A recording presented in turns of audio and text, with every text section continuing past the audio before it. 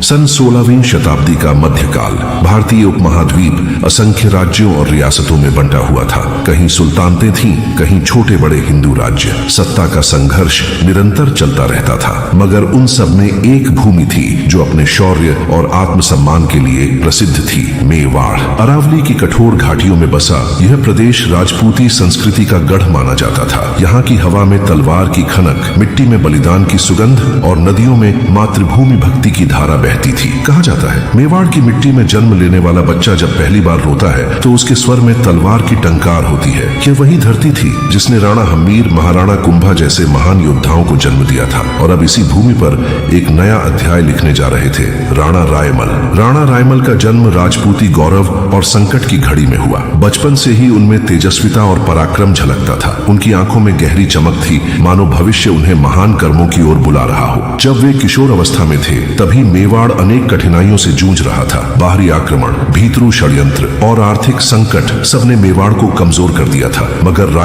रायमल ने संकल्प लिया, मैं इस भूमि को फिर से स्वर्णिम बनाऊंगा। उन्होंने युवावस्था से ही युद्ध कला, अश्वचालन और रणनीति का अभ्यास किया। उनके साथी बताते थे कि वे केवल योद्धा ही नहीं बल्कि दूरदर्शी शासक भी थे। मेवाड़ केवल युद्धों की भूमि नहीं थी, यह संस्कृति और कला की भी जननी थी। यहाँ के मंदिरों में घंटियों की गूंज सुबह सवेरे वातावरण को पवित्र कर देती थी। किसान मेहनत से धरती को उपजाऊ बनाते थे। स्त्रियां अपने घर और समाज की आत्मा थी। वे केवल गृहिणी नहीं बल्कि वीरता की जननी थी। जनता राणा रायमल को केवल शासक नहीं बल्कि पिता समान मानती थी। दरबार में न्याय और धर्म को सर्वोपरि रखा जाता था। यही कारण था कि मेवाड़ हर आंधी में भी अडिग खड़ा रहता था।